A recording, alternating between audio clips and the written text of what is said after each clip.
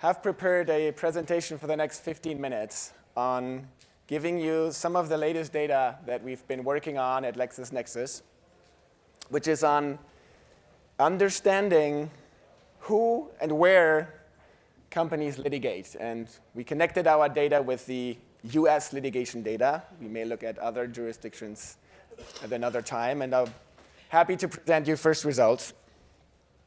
First of all, before I do that, it's always important to understand where the data comes from. And as we all know, data in our space has a limitation. And I want you to understand those before we get started. And many of you do that already, so I don't have to spend too much time, I guess. But we typically differentiate the data around SEPs into patents that have been declared, for example, at Etsy.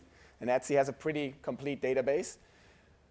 And then there are patent databases that are not complete, like IEEE, where most of the patents are really not declared. They're hidden under blanket statements without giving us any information on patents. And even if declared, all these declaration databases have one problem. There's no third-party validation that these are actually essential, right? It's a self-declaration database. Then we have patent pools. This is much better because we have a list of patents that have actually been looked at by third parties, confirmed to be essential. However, the problem with pools is they typically don't cover all the patents that are out there for a certain standard. And this is why we came up with that third group, which we called undeclared patents. These are patents that we identify as potentially relevant to the standard or potentially essential to the standard. But I want you to understand that this includes both SEPs and non-SEPs. And we are really inclusive in that approach, making sure that any SEP for certain standards is in the database, while with that, allowing also patents to be in the database that are not essential, right? And this is something we have to be very transparent about. How do we do that? Just for a few minutes. For these standards, Wi-Fi, video, audio codecs, wireless charging, where we don't really have complete data sets, we often have some training data. We have data, for example, a pool puts out in the public, which we can use as true examples of SEPs, let's say for Wi-Fi. And then we take these true examples and we find true examples for patents that are not essential to the standard. For example, these could be cellular patents, where our subject matter experts made sure these are really not reading on Wi-Fi. And then we train that with our classifier. It's an AI classifier that basically identifies patents that are related to the true positives compared to the true negatives. And again, it's inclusive. It's an approach that we think identifies any patent that is essential out there, but it also has patents that are not essential. This is why we have the next step. We then take another model. It's actually a two-layered neural network that looks at the claim language and tries to map that to the section. Again, this is not claim charting, not at all, right? But it puts patents into three buckets, high, medium, and low. And most of the really essential patents end up in the high bucket, some in the medium, none of them in the low. That allows you at least to filter and refine the data further. Again, don't go to court with that. Don't think this tells you really what is essential or not. This is not perfect yet. But it allows you further just to refine the data, get closer to the truth.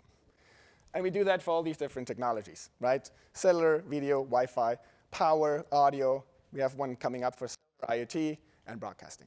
And when we come up with these databases, we present them to our customers. We present them to the patent owners.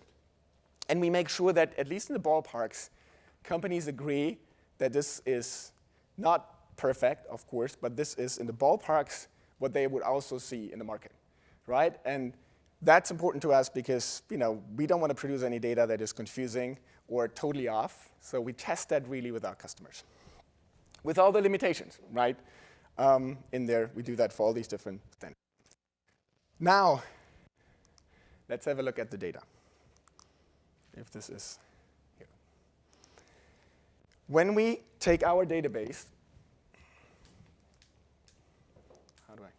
when we take our database and connect it to any patent litigated in the US in the past 10 years, which are about 37,000, we have about 160,000 families that we think are related to a standard. We find that 1,500 match over. Right? And we also know that in litigation, just a few patents are referenced. Right? I mean, it doesn't mean these are the essential patents, obviously. And that actually adds up to 2,500 cases. And we took a closer look at these 2,500 cases that we did see in the US for the past 10 years.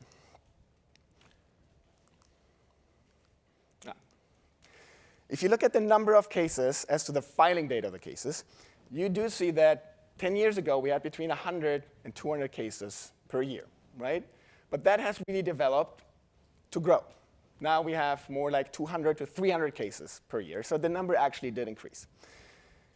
So we thought that was interesting, so then we thought, like, who's driving that growth, really? So we took a deeper look into the plaintiffs, right, behind those litigation cases, and we differentiated plaintiffs into 3 categories. One category we called patent assertion entities. These will be companies that acquire patents that they didn't develop themselves, no R&D, and they assert these patents without having products in the market. NPEs, which we would define as companies that have their own R&D, but also no products in the market. And then the operating companies, which have both SEPs and products in the market. And you see that the operating companies' litigation number of cases is actually pretty stable. What really drives the growth are these red bars. These are the patent assertion entities. So an increasing number of litigation on SEPs in the US is just driven by patent assertion entities. Which standards? We then looked how do these patents relate to which standards? And you see most of these are Wi-Fi and cellular related. These are the biggest buckets. I mean, we couldn't split up Wi-Fi in different generations. But if you would add up cellular, it's a pretty similar number of what Wi-Fi is. Then video is there, of course, lots of video standards. A little bit of audio. We did see a strong increase of Qi over the past 2-3 years. And then some other standards like JEDEC, which is actually a semiconductor standard, or IETF standards, which are actually Internet Protocol standards. Now, again, we wondered, could it be that certain standards attract certain business models of enforcement? So what we looked at is, again, patent assertion entities, NPEs, and operating companies by standard. And you see that for Wi-Fi, it's about 40% are patent assertion entities, and 10% NPE, so half-half. Then cellular, similar, a little lower, similar though. Then we have standards like IETF, almost no patent assertion entities, right? And then we have standards like AV1, which are very much dominated by patent assertion entities. So it just shows that certain companies that acquire these patents focus on certain standards. They see success, potential for success, and then they enforce these particular standards.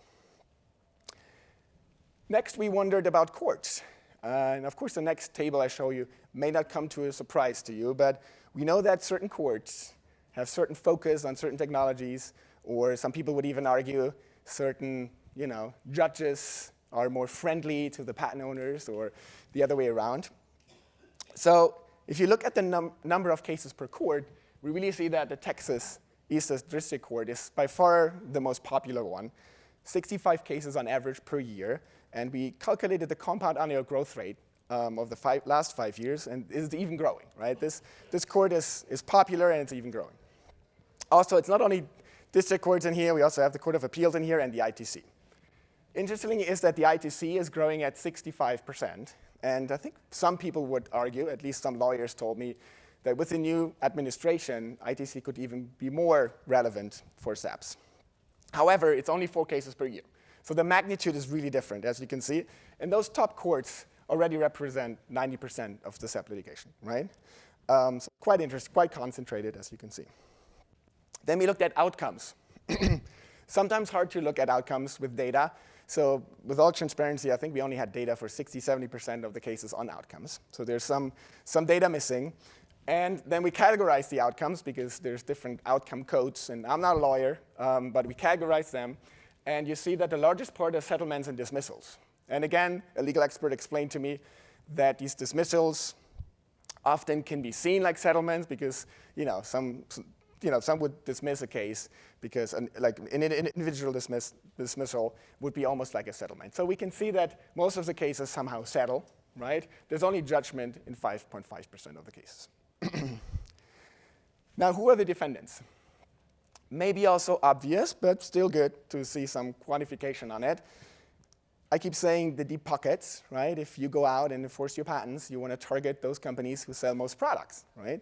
And you see the big handset manufacturers, the Samsungs, Apples, HTCs in there. We have the computer, laptop manufacturers, Dell, HP, Asus, TCL, Lenovo in there.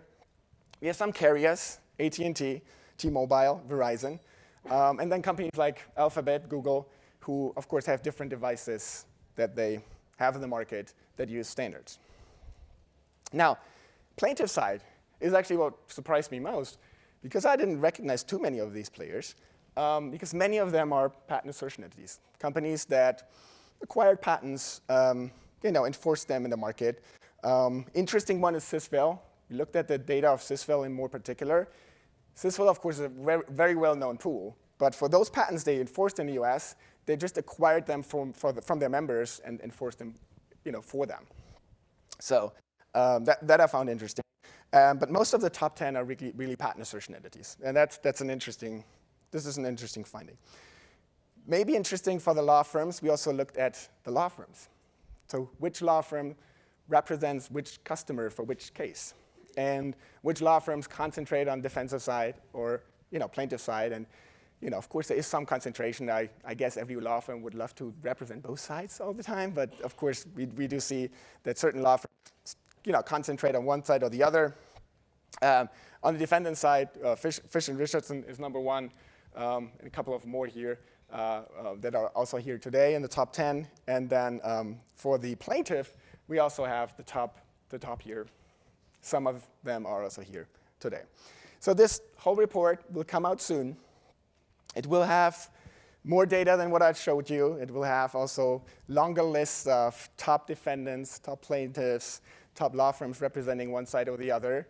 So stay tuned. Anyone interested can write me an email, and we'll make sure we distribute the report to you. And yeah, once it's there. So with that, I'm happy to invite my panel that is about disputes. Here we have a great panel put together. We have Tom Brown from Dell. We have John Mulgrew, who used to be leading the Lenovo team. We have Patricio Delgado, who is with Ericsson, and Collette Rawnsley, who is with Nokia. So please come to the stage, and a big applause for the panel. Dance the night away. My heart could be burning, but you won't see it on my face. Watch me dance, dance the night away. I'll still keep the party running. I won't get out of place. Yeah, it's a good mix.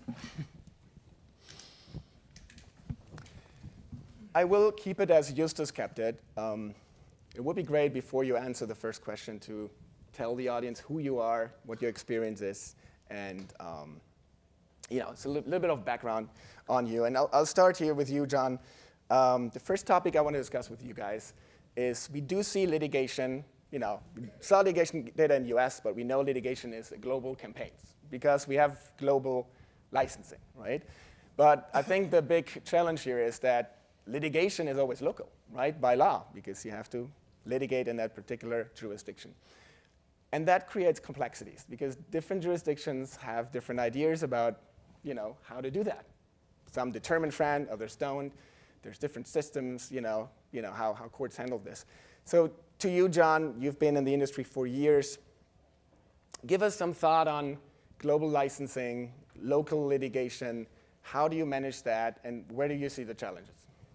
Thank you. My name is John Mulgrew. I've been working in IP for about 30 years now. I was trying to do the math in my head. I think I'm in year 29 right now. A lot of that has been in licensing, not just standards, but also just generally in licensing. And to me, my experience is that most licensees and most licensors, I should also add, I've been on the licensor side for quite a while. When I was at Microsoft, I did a lot of outbound licensing. I started that program at Microsoft. I brought the first litigation, brought the first settlement, worked all the way through that. But I've also been on the defensive side, on the implementer side. So I actually think that most of the time, when we talk about licensing, people try to tell the story of like, you're the good guy and the other side's the bad guy. And it just feels like a huge distraction from what really we should be doing is trying to figure out how to bridge the gap. So litigation, I think, is generally speaking, even though your numbers are huge and there are trends that show that there's more litigation happening, I think that the superior outcome would be to not have any litigation whatsoever and have a system where both parties know what's fair or have a general feeling of what's fair going into the negotiation. So that philosophically, that's kind of where I am. I feel like there are differences in different courts, and there are aspects of certain jurisdictions that I feel like are also bought into this distraction of having to be the good person versus the bad person. And that is actually not the big fight. The big fight is usually what is fair. What's the right price to pay? And I don't think that is a super, I know we had a panel before with very smart people, but I think we overcomplicate what is a fair price. I think most people know instinctively what is fair. That's why I don't mind that juries decide things sometimes, because I think that the price of something, people can get that. The judges do a good job at that, courts do a good job at that. I think even juries can do okay with that. So my only point is that I feel like we should be able to have a system where litigation is very rare. And it's a little bit heartbreaking to see that we're going in the opposite direction. Patrizio, to you, I know, you have global litigation, which can be challenging. Sometimes you don't want to be in certain courts. There's something going on with the UK. Can you comment on, your thoughts on these global litigation campaigns? How do you handle them, and what do you think about these differences? So Patricio Delgado Erickson, I'm responsible for IPR policy and commercial compliance, which just means pricing and FRAND compliance. Yeah, so as you get older, I feel like you start telling stories on panels instead of, and then you get to the grumpy stage later in your career, I think. But so I'll tell a story. When I first took over FRAND compliance, that was in 2017, and I was brand new to it, and a question on my mind was this question, like, what do you do? You're subject to different standards and different jurisdictions all over the world, and they're applying FRAND in different ways. And so I asked a panel with a federal circuit judge, and I'm like, what do you recommend? And what she said was, you have to learn to live with uncertainty. And I was like, oh, great, okay, so I'll do that. So I do that, I live with uncertainty, but I also, what I've come to learn is, there are some basic common denominators. You have to appreciate your comparable licenses and make offers that are consistent with those, because across the world, judges are latching onto that as a good proof point for what's fair, if you have them. You have to look at economic value, which is something they were discussing on the previous panel. You have to look at that and relate to that as well. You have to negotiate in good faith, which means you have to listen. You have to listen to the other side, and you have to take into account the arguments and the positions that they're making, and try to relate to those too if they have credit. So these are basic things that I think, as long as you do those things, I think in every jurisdiction, regardless of the standard they're applying, whether it's competition law, whether it's contract law, you're going to be in an okay spot. So that's how I relate to all the global litigation, and how I can sort of support that with pricing and FRAND compliance. Thank you, Patricio. Over to you, Tom.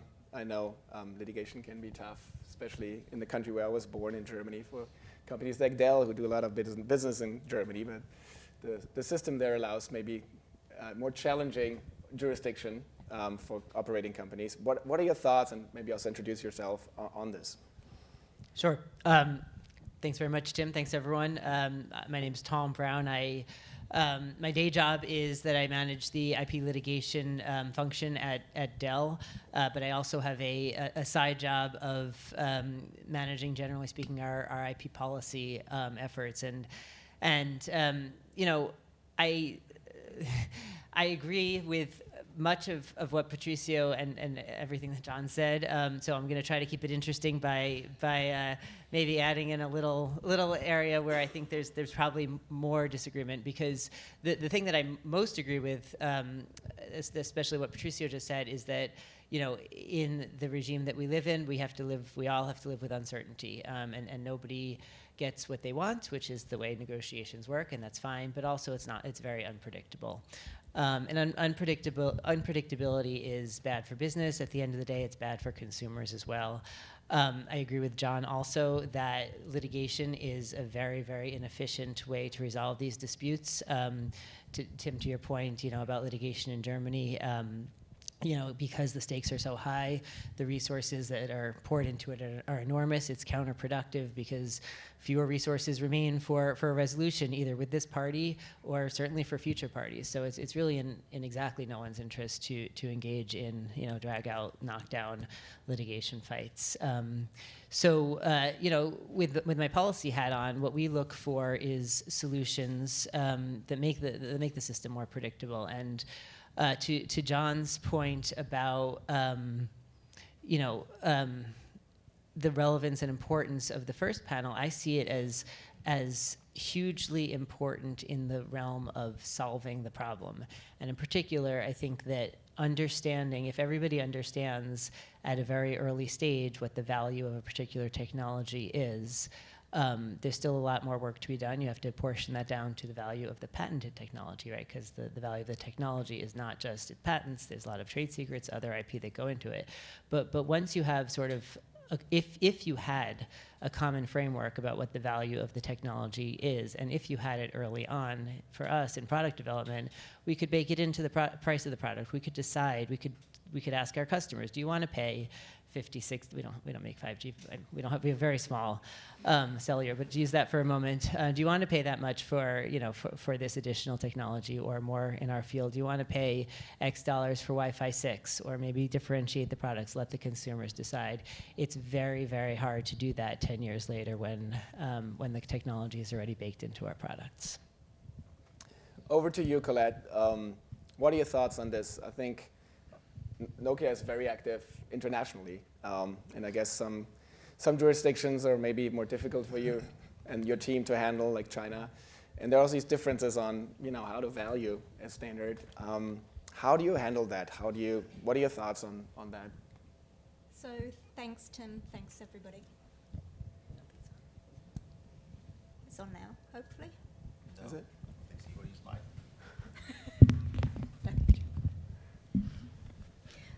Is that any better? It does, yeah. I've got over the first challenge of the stool, but failed at the second hurdle. There we go. So I'm Collette Rawnsley. I head up IP policy and advocacy within Nokia Technologies. And Tim, thanks for the interesting question. I just wanted to take a step back, though, because there's been this focus on litigation. But what I would say is that litigation is still the exception, not the norm. Licensing is happening. So if you take our business, last year we concluded our mobile device licensing program renewal. We've had successes in automotive licensing in China bilaterally. We've had IoT licensing, point of sales devices, being one of the key ones, consumer electronics. But I think what we're doing is we're licensing our global portfolio, and we're engaged in global FRAND licensing. And what we're doing is we're building up our comparables, so people are able to understand what is happening there. But the different jurisdiction approach really is something where we have to look at our conduct. We want to be engaged in really fair discussions. So I think, Patricio, you mentioned that everybody has to be acting in good faith. That's a key thing. But when we look at the way that different jurisdictions may be treating FRAND, does that really implicate our licensing negotiations? Because what we're trying to do is negotiate global deals. We want global portfolio licensing. We're dealing with customers and licensees who are active in global markets.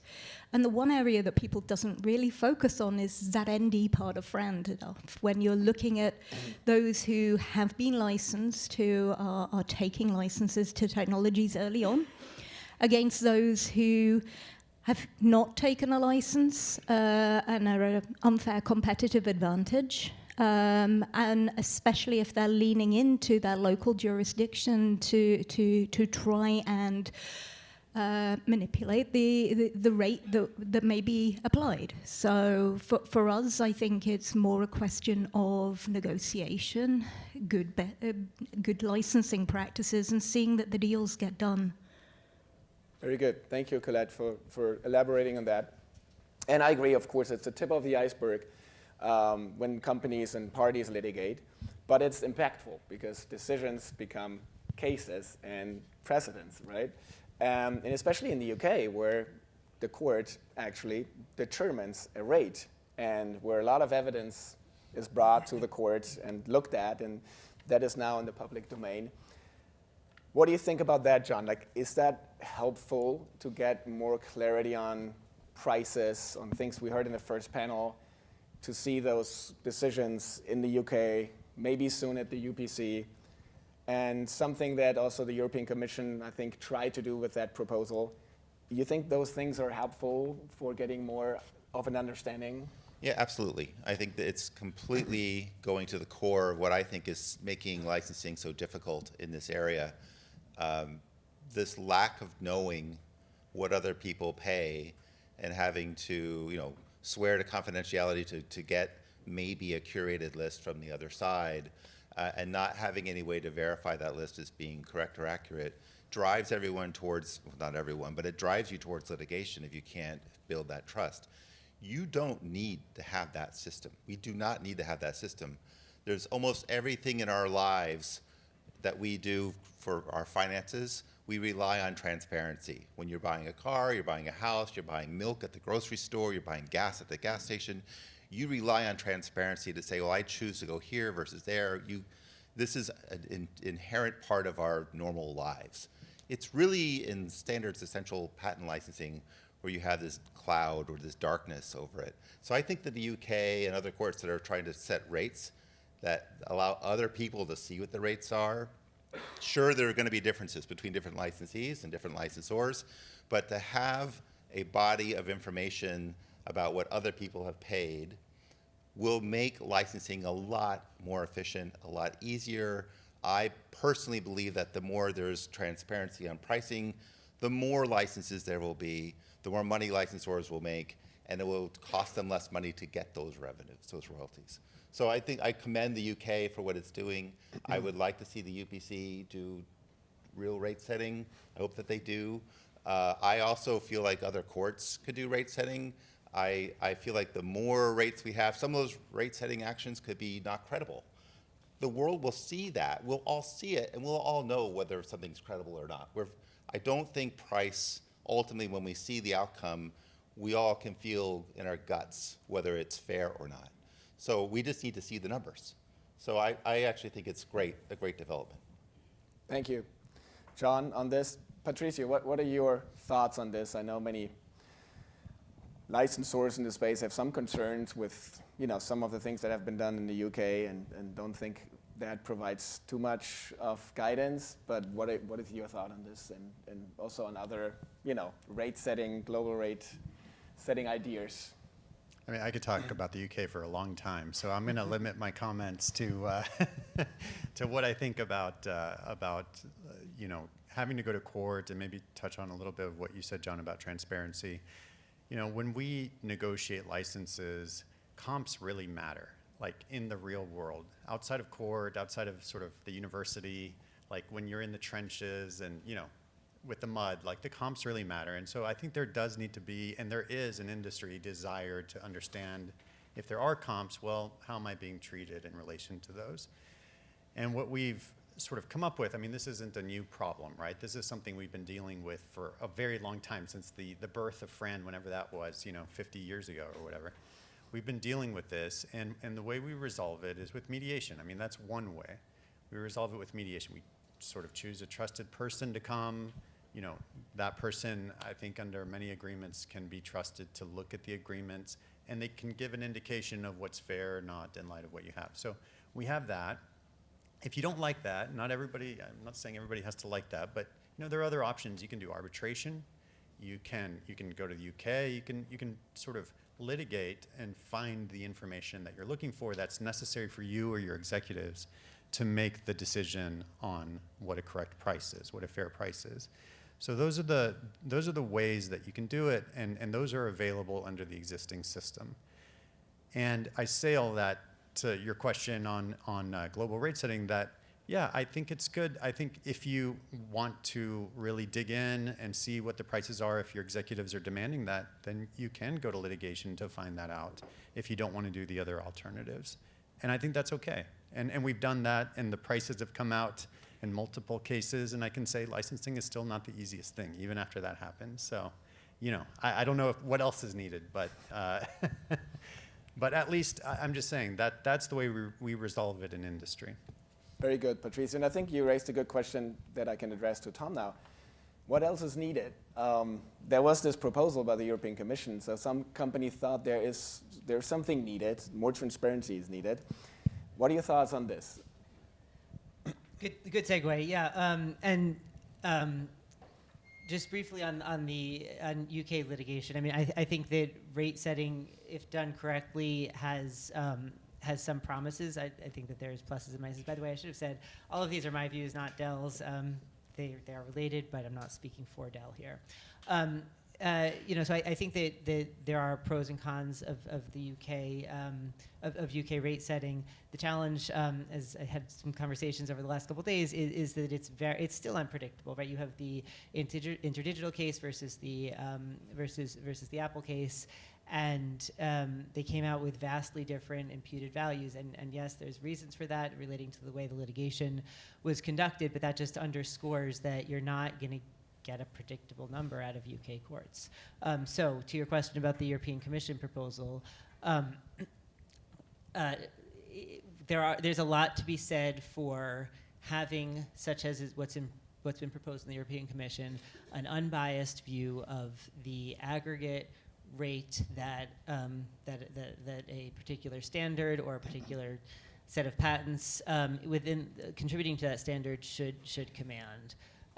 Again, I think that a lot of the economic approaches that were talked about during the first panel should play an incredibly important role in that. And if there were a structure under which respected experts, as we saw earlier, get together and opine and come up with a single source of truth, if you like, as to the value of a standard, then we might not be having this conversation. The same people might not be on this dais because many folks who license patents would love to just pay what they owe at the outset, add it to the bill of materials maybe, and call it a day, pay it into an escrow, and let others figure out how that should be divided amongst patent owners. I think the European Commission proposal, especially the aggregate rate determination piece of that, goes a long way towards making that a reality. And I understand there's complexities and it's hard, but I think it would solve a real problem. What are your thoughts on this, Collette? I know you're a policy expert. Why would you think that this proposal was not useful, and what could work as an alternative, maybe? So maybe I could start by addressing the litigation question, because I think I've got a slightly different view to many on the panel. Right. I'm not sure that courts are the right place for FRAND determinations. I mean, they're not giving you the one truth. You've just said they're really divergent. So what value are they actually giving to the market? They are very case-specific, very fact-specific. They have varied. I mean, take High Court versus Court of Appeal and Apple Optus. Which end of the spectrum are you going to go for? So I'm not sure they're giving the information that people think that they're going to give. For me, I would say, and something that we've had some positive experiences with is arbitration, having independent arbitration in somewhere like the ICC, having 3 experts, neutral, allowing the parties to bring the information in, be guided through that, then I think that's a much better forum for this kind of thing. So that's my first point on that. On second point, I think that the European Commission's proposal set out with really good aims. I just think it lost its way before it got adopted.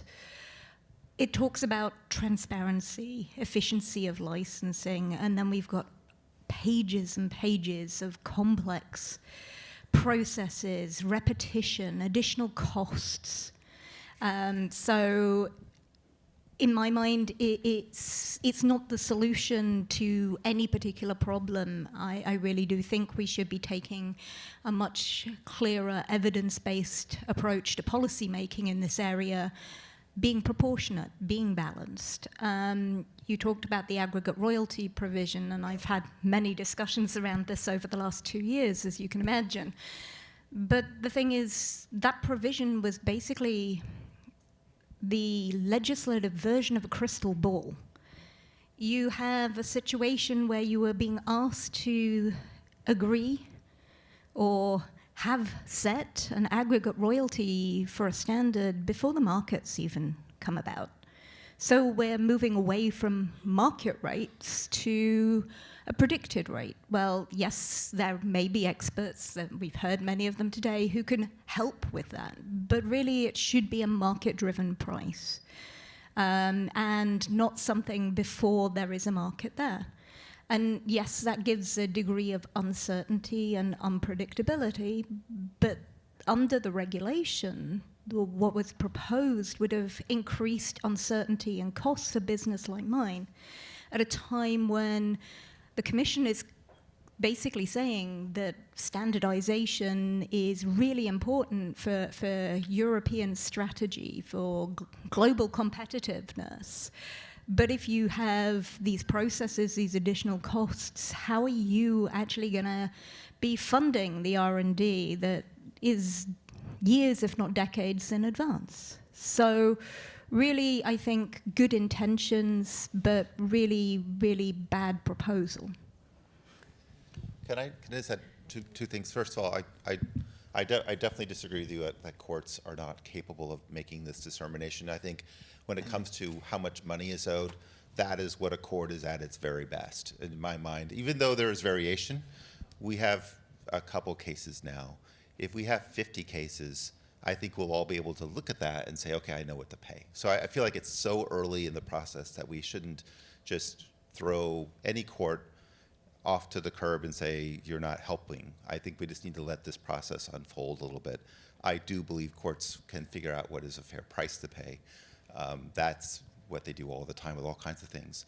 And then with regard to the regulation, I hear you what you're saying. It's very hard to determine what the market value is going to be. But Tom's point is completely correct, that if people are expecting companies to adopt and put technology in, they need to know what that costs so they can charge the customer the right amount of money. And right now we don't have that. And what you see in the market, this is happening in the marketplace, companies are just saying, then I'm just not going to put the technology in. And that's bad for licensors as much as it is for licensees. We are aligned on advancing our society with new technology. That should be the goal of standardization. We are now there are examples in the world right now where people are saying, I'm just not going to use this technology until I know what the price is. And that's just not the way standards should work. So I just wanted to come back. I didn't say courts couldn't. I said that I didn't think that, in our experience, it was an appropriate forum. We feel that actually we've had better outcomes. Yeah. Plus, you've got to understand, litigation, that judgment's not the end of it. You still have to negotiate. You still have to conclude a deal. Absolutely. So there is a whole lot of unpacking around that. So just to be clear on what I said. I guess on a, not going to the specific things of what were written in the proposal, like on a higher level, like who should make that determination, right? And where do we get more transparency from? We heard arbitration. There's of course some shortcomings with transparency as well, because for whatever reason, I still don't understand, the decisions in arbitration are not public. I mean, I'm getting that you may want to keep it secret how you got to the decision and everything disclosed in that process, but at least the decision would be good to look at, right, as a reference point. Just, one more comment from you, John. What would you, what in your mind, where could we see more transparency? Where could it come from? I think you're giving a good example. I think, I think there's nothing wrong with mediation or arbitration or other ways to arrive at what is a fair amount to pay, what are the fair terms and conditions. But it would really be better for this whole part of our IP world to have that outcome be discoverable by other licensees and other licensors. Not necessarily how the sausage was made, but the sausage at the end, you can see it and say, this is what this is what the outcome is. And then everyone is informed so they're better prepared for the negotiation next. And so you could have, if you believe in arbitration, like a three-party panel of people who are experts who are neutral, then you should be supportive of a regulatory approach where there are multiple neutral third parties making that same type of determination. It doesn't have to be that way, but I think whatever way, I think someone, I can't remember which person said earlier today, there's multiple ways to climb to the top of the mountain to get to the truth. There are multiple ways to get to transparency, and right now, we've rejected all of those paths. We just prefer to stay at the dark, at the bottom of the mountain. That's where we are as an industry. So I would just like to get to the top of the mountain, figure out how to get transparency, arbitration with the outcome, mediation with the outcome, courts with the outcome. Some way for everyone to see would make all of our collective lives a lot easier. Patricia, would you agree to an arbitration where the outcome is published?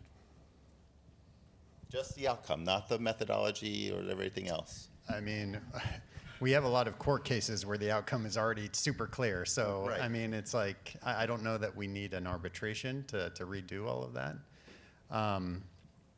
You know, I listened to what you're saying, John, and I sort of wonder historically, like we've had FRAND for a really long time. And so it's like, what's new, what's different, and why are the current sort of methods to arrive at the transparency you want not good enough? Because I feel on the defensive side, and when we're asserting our own patents or want money, that you can figure out, at least broadly, depending on the context, you can figure out what the comps are. And so I guess I just don't know, when you say transparency, like who else needs the information besides the counterparty who can figure it out? I think the industry does two things going on. One is so at least for me, I've seen a significant shift in the mindset of licensing and standardization. It's gone from, at least to me, it used to be that the ultimate goal was ubiquity. Everyone in the world would have the ability to take advantage of the technology. And you have a licensing regime that compensates the innovators appropriately and fairly so that they are not punished for innovating. That I think we're completely aligned on that. But that is not really where we are today. I feel like today the question being asked is what is the tolerance of the ultimate consumer to pay for this? And working at Lenovo, when I worked at Lenovo, what I got to see is there's a wide range of tolerance for what people can afford to pay, and we're at price points now in the industry where if you pass through that choice to the consumer, many consumers will just choose not to have an advancement in technology because they can't afford it. And that to me is, we've lost our way in standardization, I feel like, a little bit, because there's just this huge price hockey stick that's happening. I don't think we've ever had transparency, but when we had the goal of ubiquity, it was okay. And now that's not the goal, and so it's not okay. That's just I think we could debate this, and I'm probably wrong on some of this, but I don't think I'm wrong on all of it. But I feel like that's the shift. And if I could, one thing I would add to John's comments are, you know, it seems fundamentally at odds with the premise of FRAND if you are going to have parties whose royalties are, you know, orders of magnitude apart. And we heard from Interdigital, we heard that Interdigital, for example, in that case, that's not true in their view, and that's good to hear. But it's hard to understand why both sides shouldn't have access to the underlying data to test that, because again, it is, in my mind, not FRAND if one similarly situated party is being asked to pay or found to be required to pay an order of magnitude more. I keep hearing sometimes that some people say, yeah, transparency is good, but there can also be too much transparency. I think we discussed that in an earlier discussion, Patricia. Why would that be? Or, you know, what could be also misleading transparency, maybe? I actually don't remember talking about that. I was driving on a highway, so maybe that was the problem. But or your general more transparency on the road. Yeah, no, but yeah. So okay, if every deal was disclosed, let's say, right? Is that so? Here's the transparency you need. You need to know with your counterparty, have they done deals, and generally at what price points, and so that you can understand what's fair in relation to them. So, from a general perspective, I kind of feel like you need to know that. Do you need to put that on the internet? Like what's the, I guess, what's the purpose? It doesn't advance your negotiation. I'm not sure exactly how that information is going to be used, and I think that it, I guess I just don't understand why that's necessary. So I can answer that. Yeah.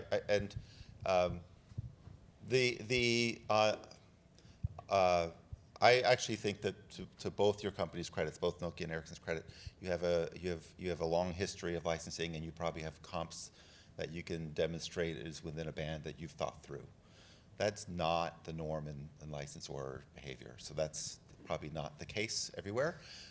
So when I say things like there's variation, like Tom says there's variation, there's absolutely wide variation, and I think there are small companies that go out of business because it is, so it's a lot of stuff like this.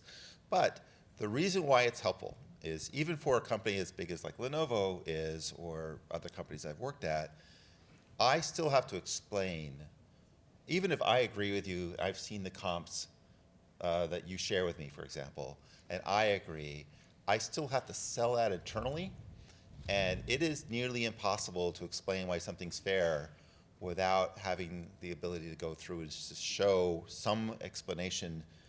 A lot of companies are data-driven these days, and so licensing royalty rates are a data-driven discussion, and there is zero data available to show what does a company tend to make, or what is the right number, what is the right even ballpark to be in for a 5G royalty? What is the industry generally expected to be paying? That's not an answerable question, and it's very unsettling to the executive. So I want to assure you that if there was more transparency, that at least for where I've worked, it would be far, far easier to say yes to deals and get to a valuation that the business thinks is fair.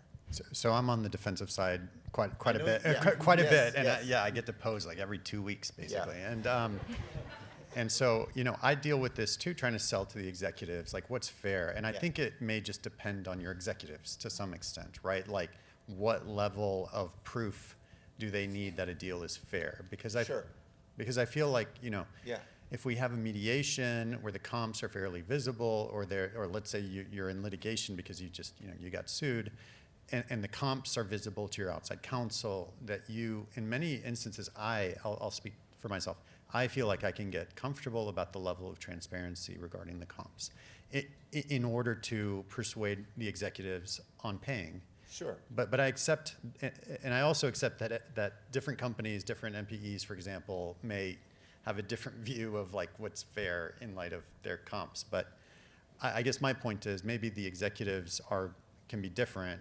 Very different, because you work at a company that is used to licensing, and most companies aren't.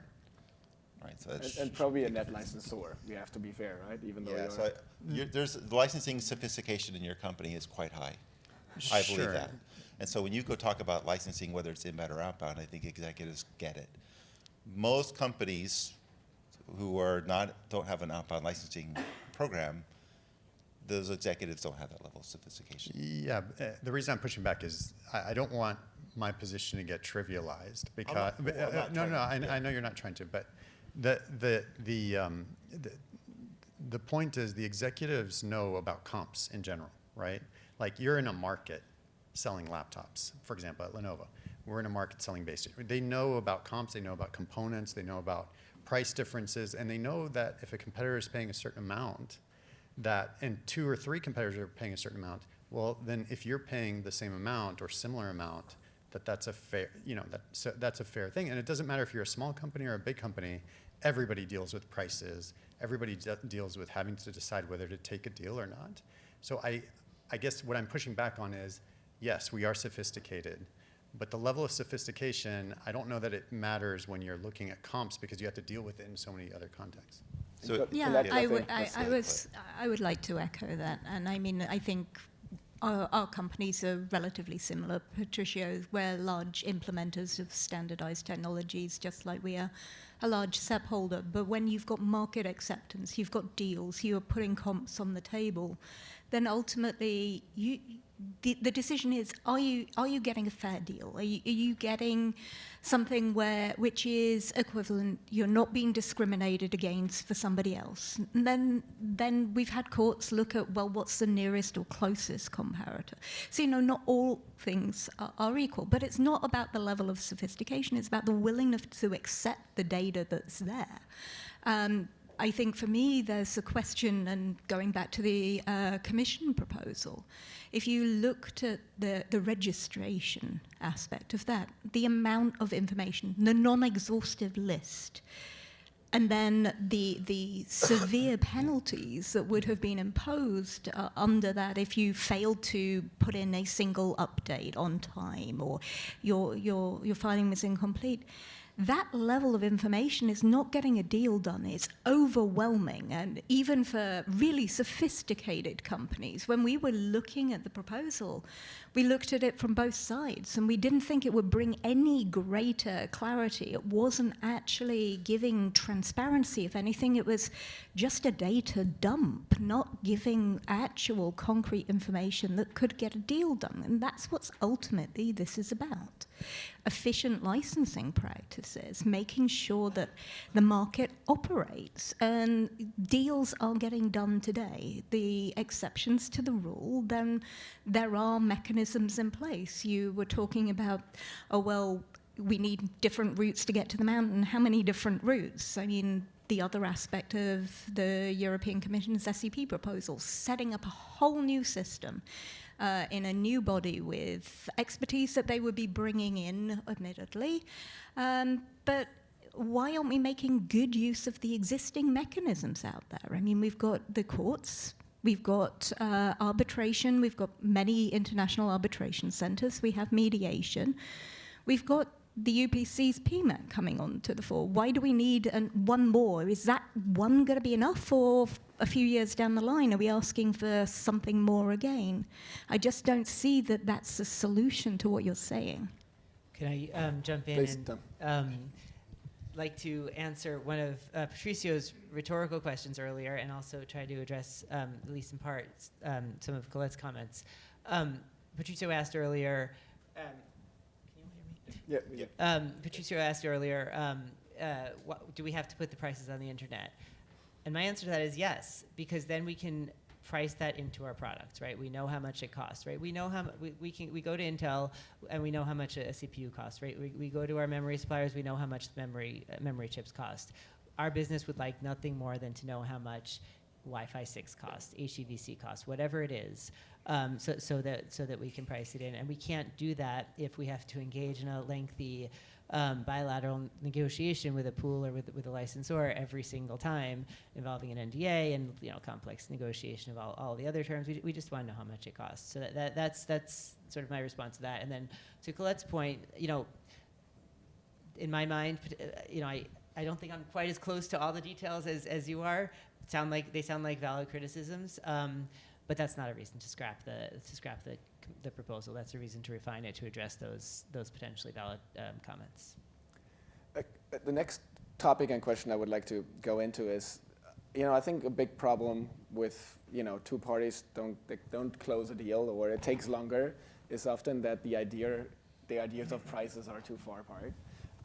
This morning we saw a data presentation by Justus getting you at least a range of ballpark values, and maybe for 5G that's easier than for Wi-Fi and video, I guess, right? Because we have less reference points.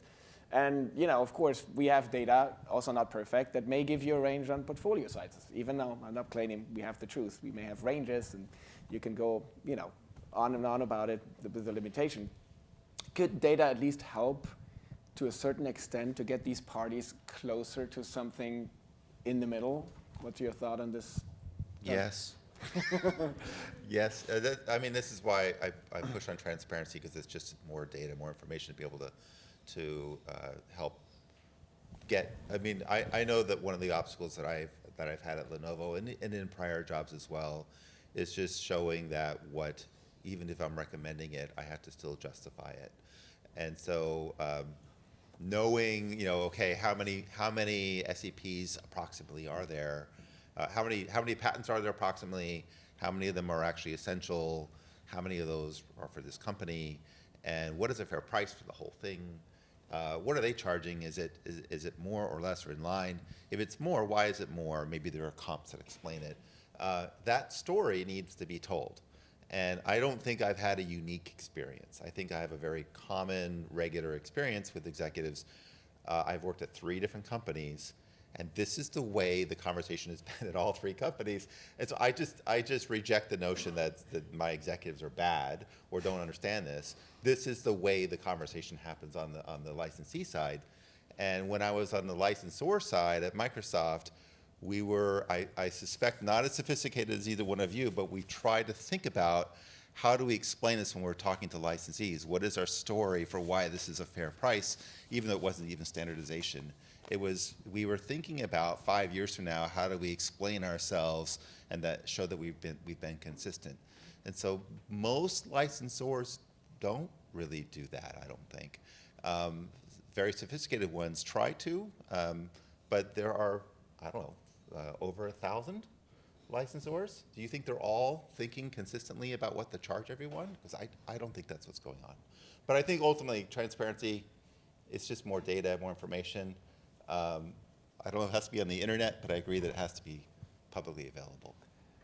Patricia, I know that some people are sometimes unhappy with certain data out because it may paint the wrong picture, or it's not sophisticated enough, or people interpret it in the wrong way, or think that's the truth, and they basically send you, your share is much smaller than you claim, or, you shouldn't charge this because we have these data points that show you are overcharging. Is that the reason why some of this data is, not helpful in your point of view, or would you also agree, more data, even though if it's ballparks, even though there's limitations, we don't have everything charted, would work? I was going to start off by saying I thought data was good, but as opposed to defending well, that it's bad. I don't want to make you say something. But okay, well, what data drives deals? I mean, I think in the end, that's what matters. And the data that is most relevant to me is comps, like I've said before, so I'm not going to repeat that. The problem that arises in licensing is, well, what if there are no comps? New technologies, like you were saying, Tom, where, it's just coming out, or new industries want to adopt a technology. And that's where I think you can start looking at other things, like the econometric analyses that were being made today. That was smartphone specific, but you start having to be open to understanding the economic context of the new vertical. How much money are they going to make from adding your technology? Because they're not going to add it, and maybe to a point you said, they're not going to add it if the cost is higher than the value they're going to receive for it, or if they can't sort of be motivated to put it in their product because they won't be making anything from it. And so you really have to understand that, and you really get value from these kinds of studies as long as they're honest and, and fairly transparent. Then you can get some value from that. And so that kind of data is very helpful. On the patent side, from our perspective, when we look at patent portfolios, we look at claim charted families. And we want to see what the counterparty believes is essential, and we want to show them what we believe is essential, and we want some level of proof, so that when we engage with the counterparty, we're sort of, okay, this is what you think, this is what we think, and then we can do a deep analysis of that. And my maybe you were alluding to it, I don't know, Tim, my issue with just declaration data is that it is by its own terms in the ETSI declaration form, a measure of what someone subjectively believes, this language in the declaration form, subjectively believes may be or may become essential. And so that kind of data, I think, can get really skewed. And that's why I have pushed back on using declaration data in licensing discussions. what is your opinion on that, Tom? Data in many different levels and ways? Yeah, I mean, I wholeheartedly agree with Patricio that declarations are of limited value, and plug for your product. I mean, so, but any sort of unbiased view of both the numerator and the denominator, right? Both the number of patents out there that are actually essential and the aggregate value of those patents Again, keeping in mind that that will be a strict subset of the aggregate of the total value of the technology. However we can get there, you know, in a unbiased and you know, unbiased and equal-handed way would be great. Collette. So I'll start coming to the last point. I think that gets you only part of the way, because you're playing a strict numbers game. You're not looking at quality or how relevant something is, how core it is to the underlying technologies. None of that's factored in pure numbers data. And I really think that that's something that needs to be considered. And Patricia, you're absolutely right there. The declaration data is just that, it's declaration data. And I know many companies, both of ours included, have looked at ways of improving these things, both within Etsy and elsewhere. So, you know, we're alert to that, and industry has been looking at that. But I do think distilling everything down just to pure numbers, rather than looking at quality, looking at what's actually in the portfolio, producing the claim charts, having those discussions. But then also when we're talking about price, and when I mentioned market price earlier, that price is made up by actually understanding new verticals, for example. You don't come up with a price in abstract. You're looking at how much that technology is contributing, how much the market will bear. As someone who is both a SEP holder and an implementer, we're very alert to the fact that we want widespread adoption of standardized technologies. We want them to succeed. So pricing has to look at all of these factors, and then trying to just distill it down to a single data point rather than a negotiation. And this is why I was saying deals are getting done. What is the information you need to get a deal done? What is the technical information you need to have comfort that that portfolio is valued, that it's been accepted by, say, your rivals? They've taken licenses. All of this is features at play, a really big role beyond data. Could I pick up on Colette's absolutely correct observation that some patents are more valuable than others, some patents represent a bigger advance than others? That, I think, is a critical observation, and a reason why in other contexts there has been a proposal to have a forum in which there can be an evaluation of the relative strength of different portfolios. And so under this proposal, which is different from and goes beyond the European Commission proposal, there's a determination of what the aggregate rate is, so the licensee can know what it's going to pay, and then there's a determination of the value of each of the portfolios that go into that portfolio, and then that aggregate rate is distributed amongst the patent holders in a way that does not have to be, you know, equal to each patent holder, and can take into account the fact that there are patent holders with more valuable portfolios, even if they're smaller in number, and patent holders with less valuable portfolios. I think there are different purposes for different data points. I guess this is what my comment would be. Of course, you need to prove you have an essential portfolio of value. In the technical discussion, I guess the tricky point is always, can you somehow understand the share of the total stack, right? And that is with charts from only that portfolio, you know, negotiating not possible, right? You don't know what's out there. And again, we don't want to count patent by patent. We all know that is not helpful, but it can be a starting point, of course, to understand, well, these are the large portfolios. And I guess when I look at the data, how it's used in IP Analytics, for example, these are always reference point among many others, right? And this is also how a pool like Avanci does it, right? They have data points, including success of licensing, including counting contributions, patents in some manner, right? To come out with a distribution of royalty income in a pool, right? Again, not counting patent by patent, but having, you know, data to kind of get to an approximation of how to appropriate, and in the case of a pool, then, you know, give the royalties to the members, right? And I think if Avanci has figured it out to some extent, I think also part is they don't disclose how they do it, not even to their members, just maybe to kind of make sure no one is jealous of what the other gets. But I guess at least to some extent, we could see that this could be a way forward, that if we have more data, better data, again, not saying we should count patent by patent or take patent declaration data as real SEPs, which they're not, could be one idea in the future where maybe AI helps you with valuation, claim charting, where we could get more clarity. Any thoughts on that? Is that a good future? I think that's right. I think anything that helps people understand more where the other party is helps.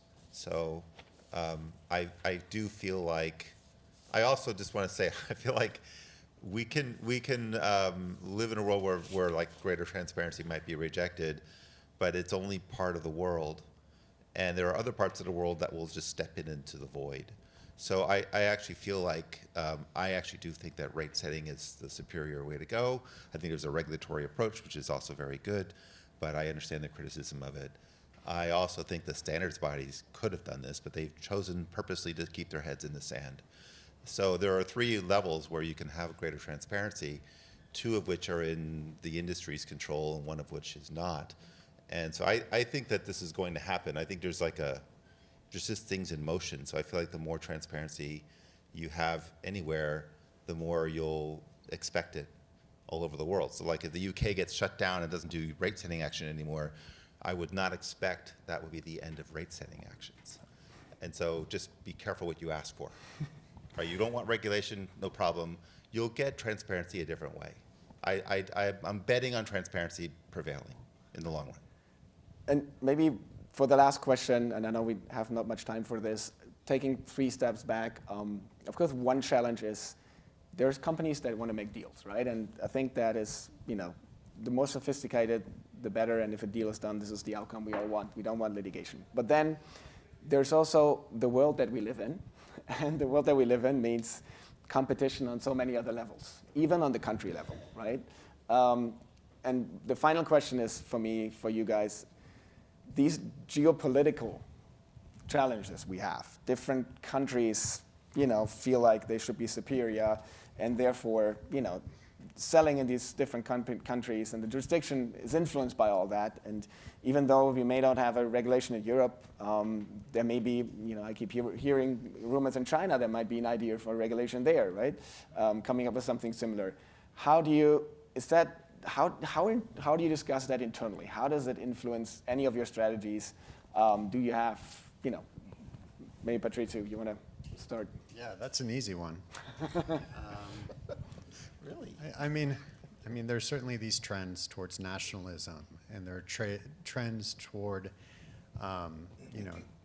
trade tensions, and it's from a company perspective. There's nothing you can do about that. Like right. That's just you have to deal with the fact that these countries may go in that direction. I think, from my perspective, I don't want to be at the center of those trade tensions.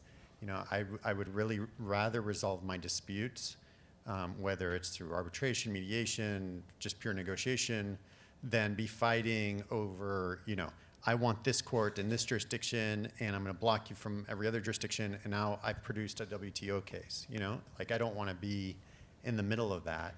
And that's about all I can do is try not to be, so that I don't exacerbate a trend that is already sort of happening beyond me and beyond my company that I think in the end, could end up destroying a lot of value. Agreed. What are your thoughts, Tom? I know you told me Dell is selling everywhere, which makes it more complex. Yeah, I mean, I'll answer maybe a related question. I mean, all of our companies are global companies. An injunction in any major market is, essentially is devastating. And so, I think that I'm gonna go back to an earlier point that really negotiation, rather than sort of pulling nuclear bombs and filing a lawsuit in a jurisdiction of which there are many, in which injunctions are automatic, and especially if there's no provision for negotiating a rate is just a huge waste of resources. Collette, your thoughts on geopolitical challenges? So what I would say is actually we're a global business involved in global standards and global licensing. And all of those things are really kind of collaborative, certainly the standardization aspect of it, but really we're looking for commercial solutions rather than geopolitical tensions. We really want to make this work, which is why our preference is obviously to have a meaningful negotiation that means that we get licenses in place. When that doesn't happen, then we also have to take account of the fact that we do have licensees who are suffering on a market because their rivals are not licensed, so litigation sometimes has to happen. It's certainly a last resort for us, and we would much prefer alternatives such as arbitration, mediation, pure negotiation, but sometimes it does happen. But ultimately, I think the approach, and you say, well, things are going to happen somewhere, so you might as well let the European Commission move ahead with a regulation. I think that we've come a long way. In 2 years since that regulation was put on table, we've got a different landscape. If I go back to that impact assessment, and Tim, I know you're familiar with that as much as I am, it didn't mention Avanci more than twice, and yet now they've got multiple platform programs, and we've got pools coming to the fore. We've had really successful bilateral licensing in new verticals, and that's just the commercial side. The shift towards the focus on participation in global standards and for European companies, for US companies, is coming to the fore as well. We've had the advent of the UPC in Europe and PMAX coming. We've had transparency initiatives by WIPO, by the UK IPO, most recently by the EPO. So, we've got a slightly different landscape. So in my mind, what we're saying is there's nothing to be done to improve the system, but look at what you're doing, because the risk is that someone else will follow your example, and rather than it being proportionate and balanced, which the current proposal is not, they'll take it even further. And then what we've got is a real risk of fragmentation. And if you start fragmenting licenses and licensing, then the risk is, what impact will that have on those of us who are contributing to global standards? And we are working towards 6G and beyond right now. And I think that is something that we need to come back to. Global standards and standardization is delivering huge benefits to all of us, and we just need to make sure that in an effort to give companies what they need to be able to make that deal, we're not breaking up a system unnecessarily. Great. And in light of the timing, we want to open up now to the audience. Are there any questions, comments? And please, only one question per person. No compound, follow-up, second, third. I can't keep up. No long comments. Yeah, this is Cheng from Xiaomi, and thank you very much for bringing this interesting discussion about disputes.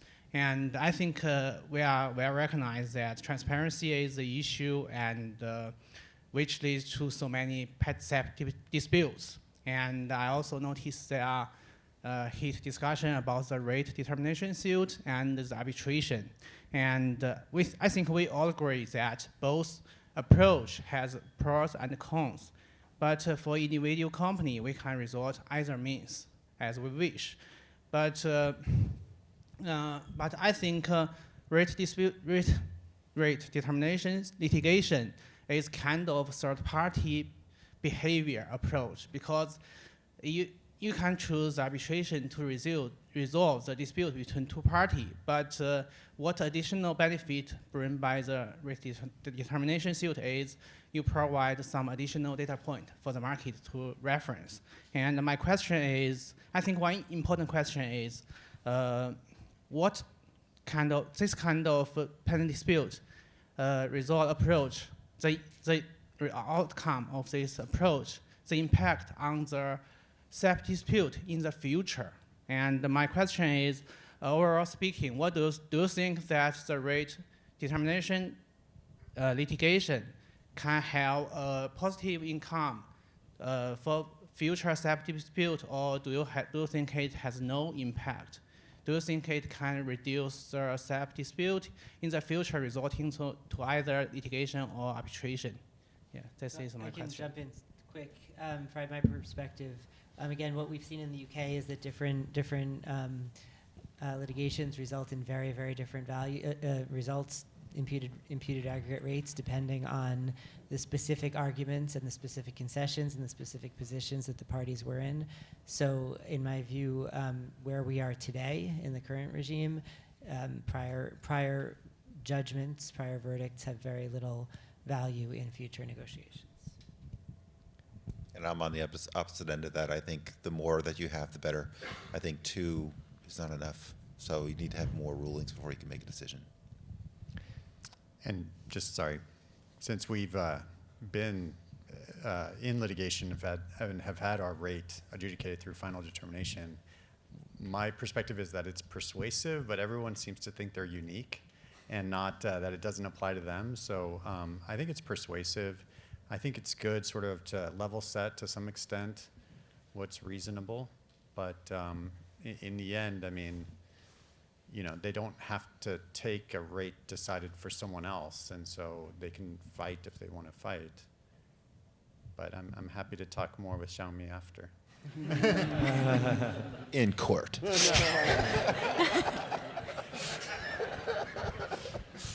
Getting spicy now. Next question. We're good. Thank you for a great panel, Matt Noble. So on the question of whether transparency brings you close together, I think one of the answers on the panel was yes, it would. Transparency would bring you close together in terms of making a deal. And that's quite interesting, I guess, from a UK litigator's perspective, because we have quite extensive disclosure obligations, whereby tens of licenses get disclosed. There's 4 different sources of sales data. You've got a license expert, a hedonic regression. You've got all the patent portfolio data from multiple sources, and you spend hundreds of hours analyzing all that. And yet, it's not uncommon after all of that being disclosed and provided both sides, the parties are still 10x apart. And you might say, well, sometimes that's because one of the parties or one or more of the parties is unwilling, and other times it's because of the lack of the information. But personally, I've never seen a situation where the disclosure has led to a settlement.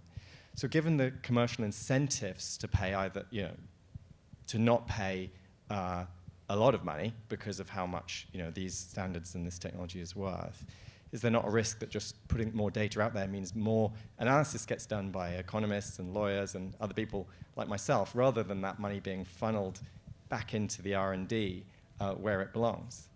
Can I just jump in on that real quick? You can have continued dispute because one reason could be that the licensor has wide variation in their license terms.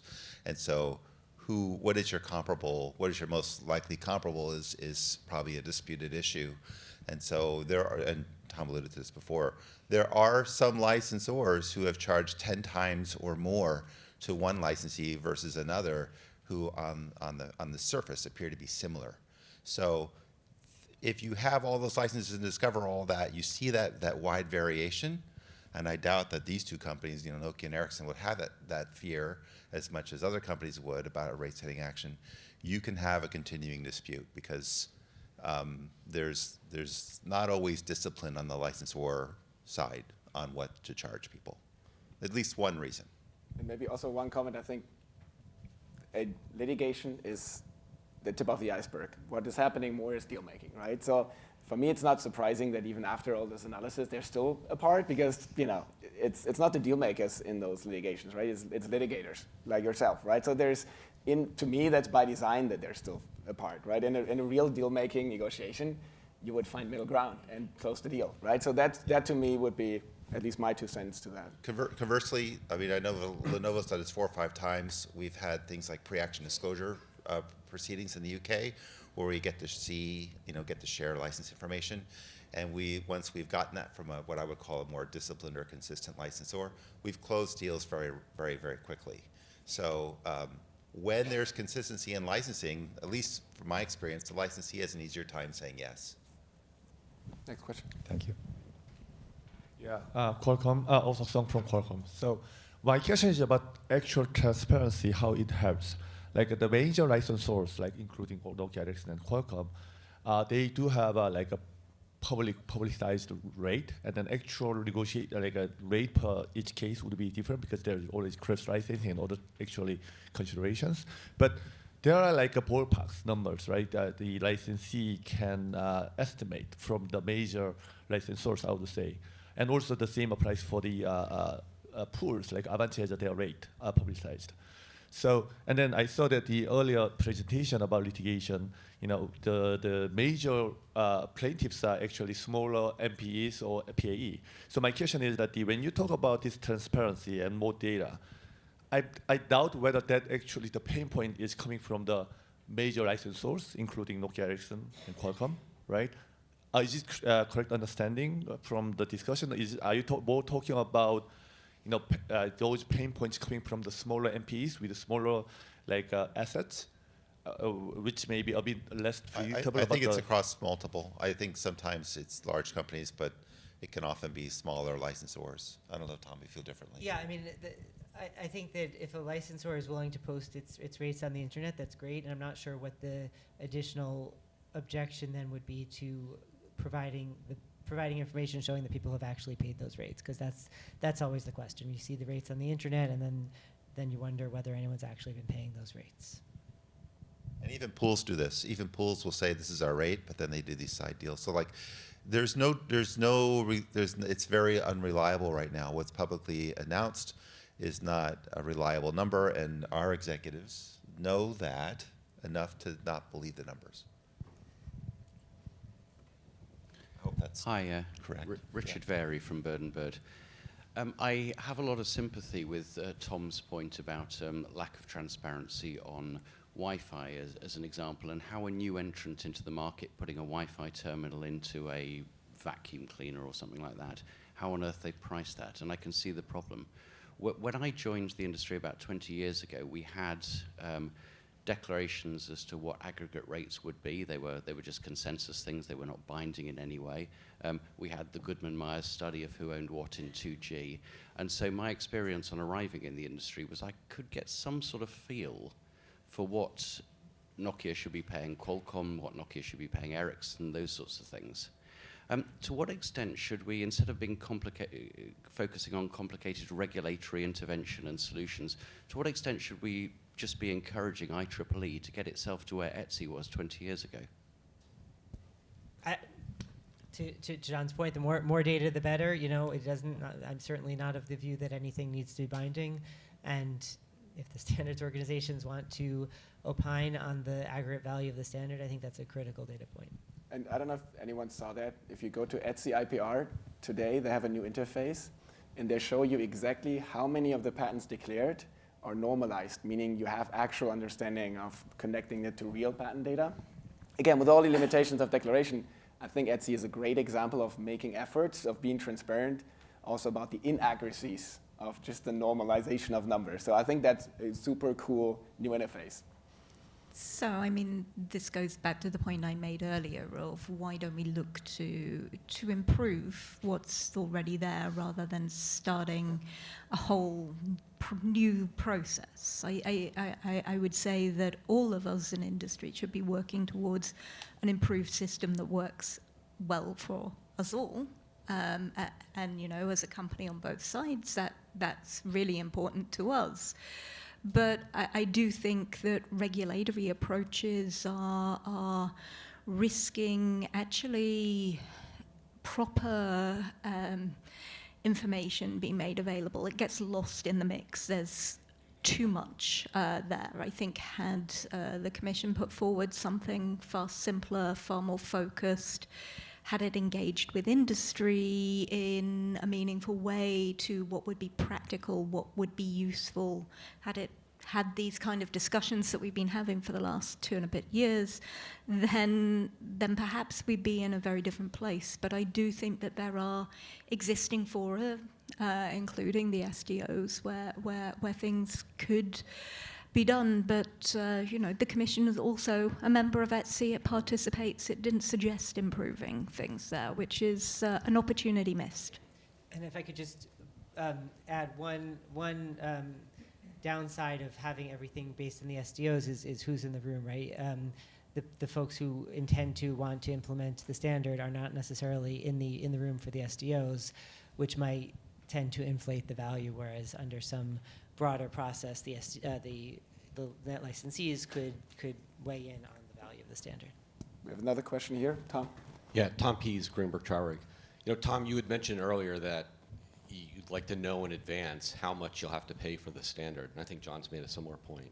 And I'm just curious what, in an ideal world, that would look like. Is that a total payment for the standard? Is that a total aggregate royalty? Or is it a, here's how much we'll have to pay each and every one of the declared essential patent holders for their component? In an ideal world, we would know how much the total stack is, and we would let licensors divide it amongst themselves. I agree. I don't really care how it gets divided. Doesn't matter to me. If there's an amount that collectively the innovators can say, yes, this is a fair, we spent this much money developing this technology, this is the amount of money we would like to be able to collect somehow, and we'll work out how to divide it. That's the perfect world for me, because then I could just tell the business it's $2.28, and by the way, Dell is going to pay $2.28, and so is HP, and we're all good. We're all paying this similar rate. So that would be a great outcome. Do I think that's going to happen? No, I don't think that's going to happen. So I think we just need to think about other ways to get there. Great. There's been a great discussion. We are, on the hour at the time, getting ready for lunch. But please, big applause to these panel speakers.